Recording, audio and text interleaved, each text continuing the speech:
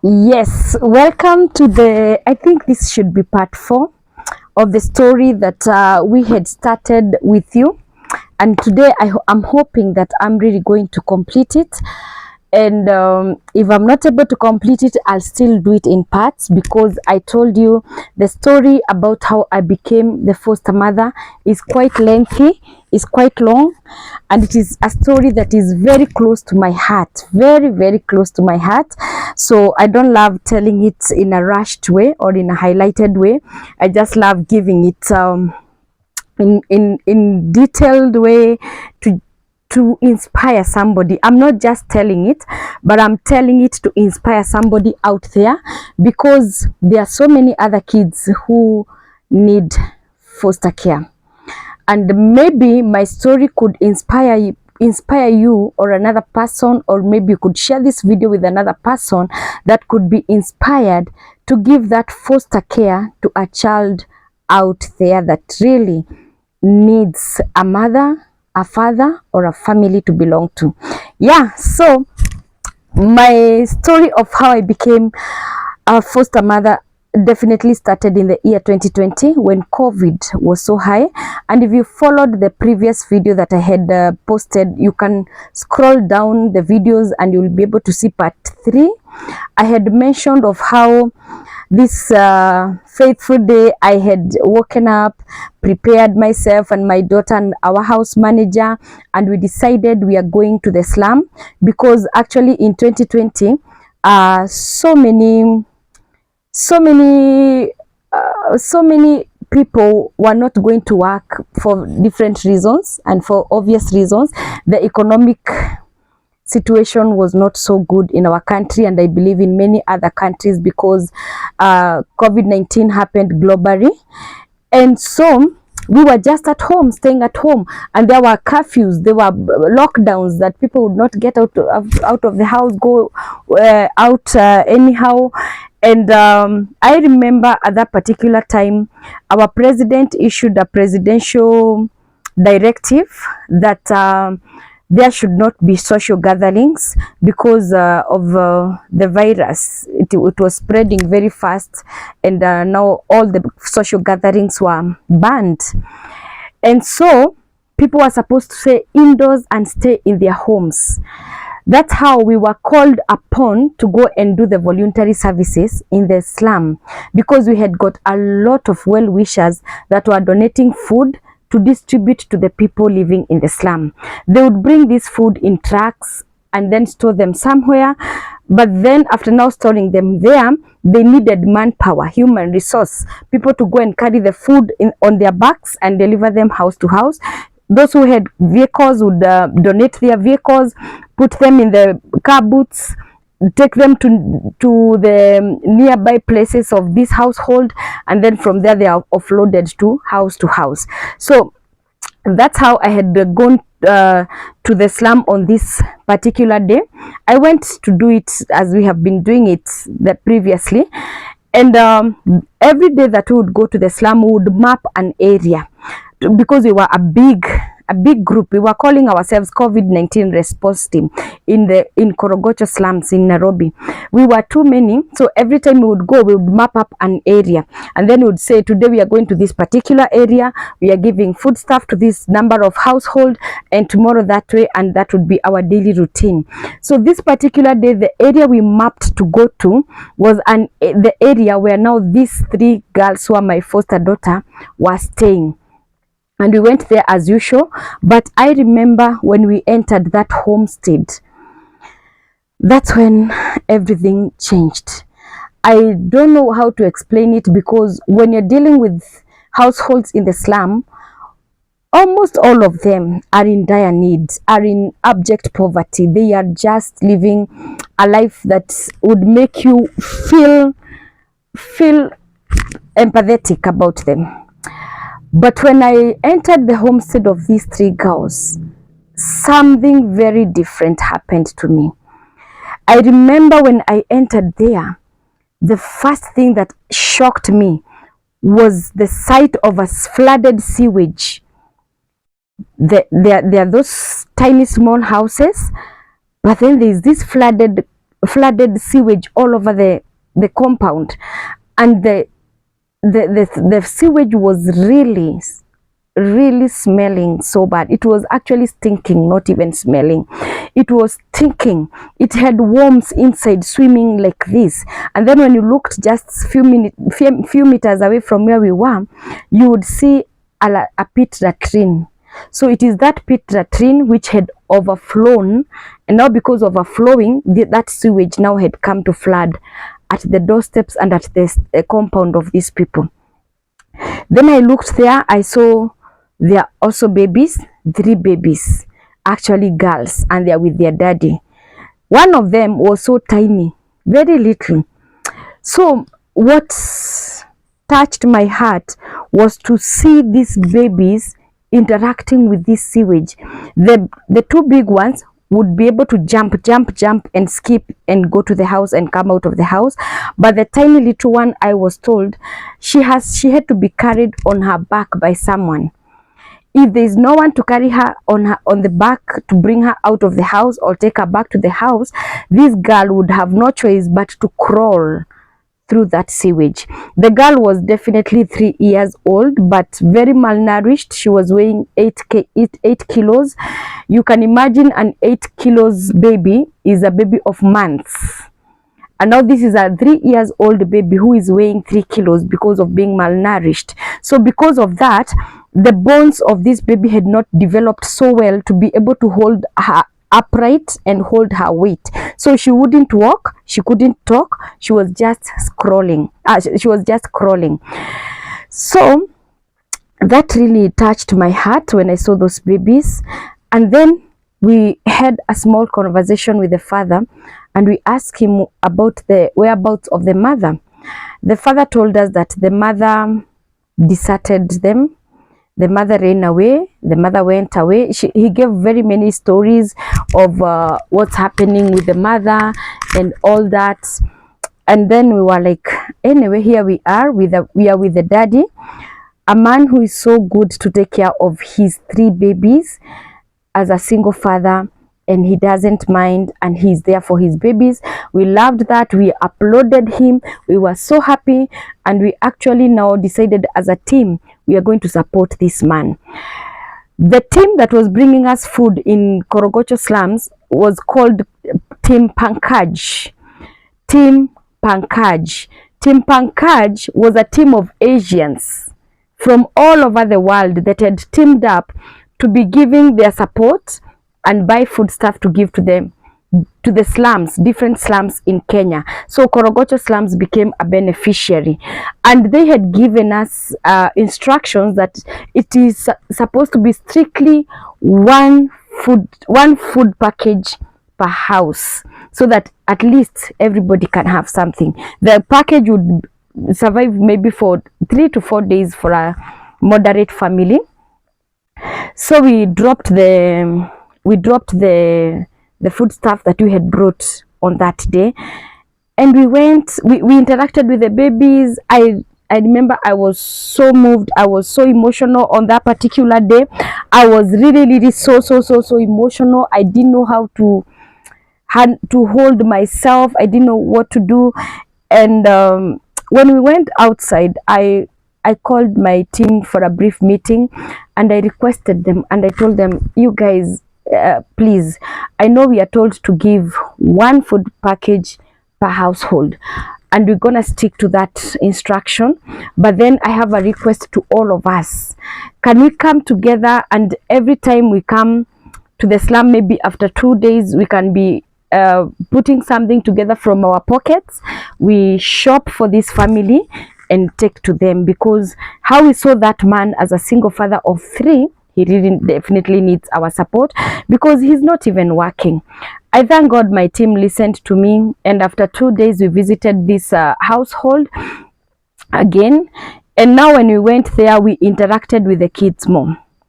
I happened to interact with the big girl who was 8 years by then, and I remember just the usual way how we go and interact with the kids to do ice breaking. You ask them, hi, what's your name? which school do you go to, who is your teacher, and blah blah blah and all that. That's just the ordinary way of how we ice break with the kids. And I went the same way, and I asked the girl, well, who is your teacher and where is your school? And the girl looked down and she told me, I don't go to school. And I was like, why? You're 8 years. You're supposed to be in school. And then she told me, I don't go to school because daddy has not taken us to school. Then I asked her why. And then she told me, because daddy wants to take us to the up country to stay there. And then I asked her, you, what do you want? And then she told me, I don't want to go there. I want to go to school. At the mention of that, I remember that day very clearly. When that girl mentioned that she wouldn't want to go up country, she would want to go to school, and here she is stranded. She doesn't know how or what to do to go to that school. She pricked my soft spot. She touched my soft spot. Because for people who know my story, you all know my story is so open to the public. I went back to high school at the age of 26 years old, being married in a very toxic marriage that ended, and already a mother of one, breastfeeding baby. So you can imagine a 26-year-old woman married in a toxic marriage, breastfeeding, age mate with teachers, going back to high school, and to make matters worse, in Form 2. I remembered that time. I remembered my story. I remembered how much I had struggled to look for scholarship, to look for people to sponsor me to go back to school. For 7 years, I was a school dropout because of lack of fees. Because my mom is the only breadwinner, and she didn't have money or means on how to take me back to school when I was chased out of school. That story is long of how I went back to school after 7 years. I'm gonna put a link on the comment here, on the pinned comment, so that you can just look at that full story on that link. But definitely now, when this girl mentioned that she wants to go to school, she reminded me of my 7 years of being at home, crying for people to help me, knocking doors for people to help me. She reminded me of those days, and I remember it really touched me. I just turned, because I didn't want to see this baby to see me crying. I turned, I wiped my tear drop, and then I encouraged myself, and then I looked at the girl and I told her, you know what, I'll make sure you go to school. Do you want to go to school? I'll make sure you go to school. She was very happy and very excited, and I told her I'll buy her uniform, buy her books, buy her school bag and everything, and make sure that she joins a school. And I remember I said a simple prayer, and I said, God, please help me in whichever way, but this girl has to go to school. I know there's one gift God has given me. God has given me the blessing of talking to people who love me, who trust in what I do, and when I tell them of a need on the ground that needs to be taken care of, they are very proactive about it. So I knew I'll speak about the case of this girl to my friends, and we shall together combine forces and take her to school. And we agreed that, and we went, and we made it our habit to be coming time and again to look on these babies, because we had grown to love them. We had really grown to love them. And you can imagine God works in miraculous ways. In the slum, there are too many kids who are too needy in abject poverty, but God just connected me with these 3 girls. The ways of God and the time of God, and when God decides to answer a prayer. And we became glued to this home. So after a few days, would come and visit them. If we stay for long without coming to visit them, you'd hear people in my team making fun of it, and they would say, hey, you have not we have not gone to see Gladys's babies for too long, so they became Gladys's baby. They became my babies even when they were still in the slum, and people would crack a joke about it, and they would be like, let's go and see the babies. And I would be so happy whenever the team would take me to see these babies. But then there's this particular day when we went to see the babies. And as a team now, we had sat down and discussed the case of this particular family, and we agreed, because it's not every now and then and daily that we are able to go to this family to visit them and make sure that they have food. Sometimes because of the many activities, we can take a few days before we go and they run out of the food that they had. So what we want to do is actually come together as a team. Everybody just contribute what you have in your pocket, and let us put up a business for this father. The father needs a business so that when you have not gone there, he can be able to what do you call it? He can be able to take care of his children and feed them. He can be able to be independent. That's what I wanted to say. He can be independent, be able to take care of his family, because now he has a business. And the team was, yeah, let's do it. That's a good plan. So this particular day, we go to the slum, we meet the father and his 3 girls, and we sit him down and we tell him our plan. We ask him what he thinks about it. He was very happy and very excited, and he was like, yeah, let's do it, it's a good plan. And we were like, good, we are doing it. So we asked him, what business are you able to do, so that we can be able to know how much to raise. And he was a bit hesitant. He requested we give him few days, or just let him sleep over it, so that he can be able to see which business he's capable of doing, and then we can now move into it, which is okay.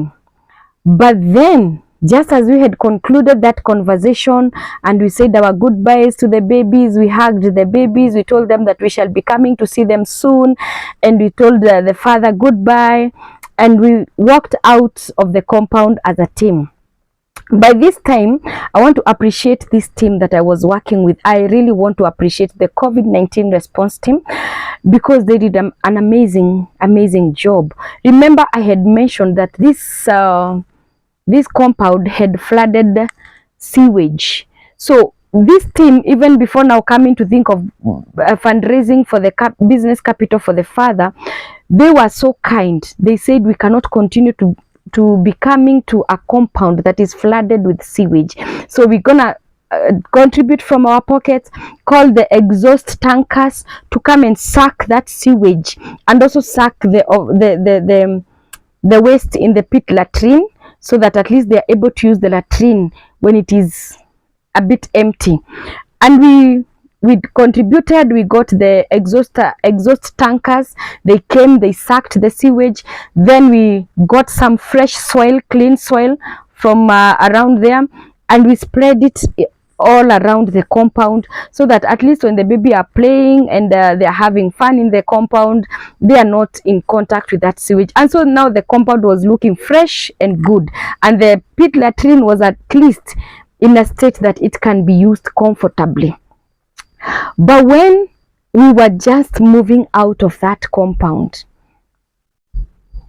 and we were squeezing ourselves, you know, the streets in the compound, in the streets of the slum, they are very squeezed, they are very small, and sometimes you go jumping the trenches. Neighbors had blocked our way, and we were like, hey guys, why are you blocking our ways? And they were like, no, we don't want you to go. And then we were like, no, it's our time to go, because we have already discussed what we wanted to discuss with the family, and we have come up with a plan to support the guy with business capital to support his children. And then they said, no, you're not going. You have no idea what that man has been doing to his daughter. The food you feed him, you have no idea after he becomes fed and strong, what he does to his daughter. And you were like, what does he do? He looks like a good daddy. He looks like a good father. What do you mean? And now the neighbors told us, wait, we want to give you the story. I know you're gonna cry about it. You're gonna feel sad about it. But this is exactly what this man has been doing to this young little girl.